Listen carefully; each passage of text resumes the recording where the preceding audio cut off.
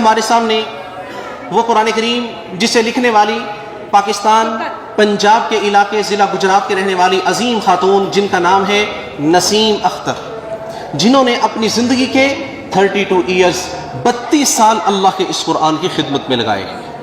پہلے 15 سال قلم کے ساتھ لکھا اور پھر 17 سال سوئی دھاگے کے ساتھ 1987 میں 87 میں فرماتی ہیں میں نے اللہ کے اس قرآن کو لکھنا شروع کیا تھا جس وقت ان کی عمر 30 سال تھی، اور پچھلے سال 2018 میں اس کو مکمل کیا ہے جب ان کی عمر 62 سال۔ فرماتی ہیں مسلسل اللہ کے اس کلام کو 32 سال لکھا ہے اور پورے اس عرصے کے اندر ایک لفظ بھی میں نے اللہ کے کلام کا بغیر وضو کے نہیں لکھا، پورا قرآن باوضو حالت میں۔ اور اللہ کے اس کلام کو فرماتی ہے مسلسل لکھا ہے، 32 سالوں میں مسلسل لکھا ہے۔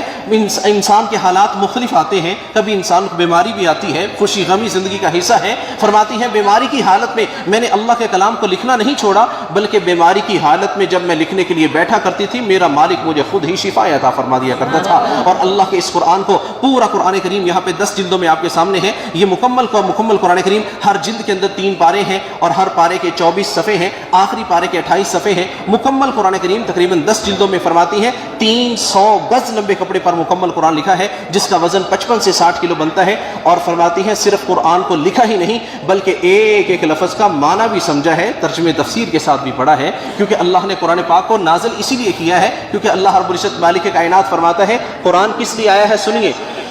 اعوذ باللہ من الشیطان الرجیم، بسم اللہ الرحمن الرحیم، کتاب انزلناہ الیک مبارک لیدبروا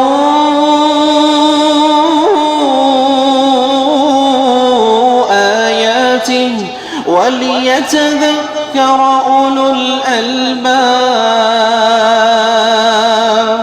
اللہ فرماتا ہے ہم نے اس کے کتاب کو، اس کلام کو، اے پیارے نبی سب بولیے ذرا صلی اللہ علیہ وسلم، ہم نے اس کلام کو آپ کی طرف نازل کیا ہے، بڑا مبارک اور بڑی مبارک برکتوں والی کلام ہے۔ یاد رکھیے یہ برکتیں کہاں نازل ہوں گی؟ اپنے گھروں میں رکھنے یا اپنے گلے میں لٹکانے کے لیے تو یہ قرآن نہیں آیا۔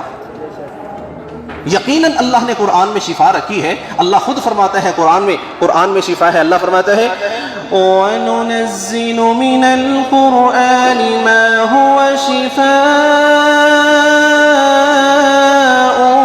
وَرَحْمَةٌ لِّلْمُؤْمِنِينَ وَلَا يَزِيدُ الظَّالِمِينَ إِلَّا خَسَارًا۔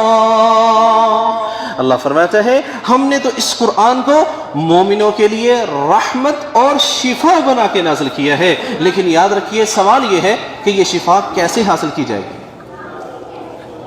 قرآن کریم میں اللہ فرماتا ہے شہد کے اندر بھی شفا ہے، شہد کو جانتے ہیں، شہد کے اندر بھی شفا ہے، لیکن شہد سے شفا کیسے حاصل کی جاتی ہے؟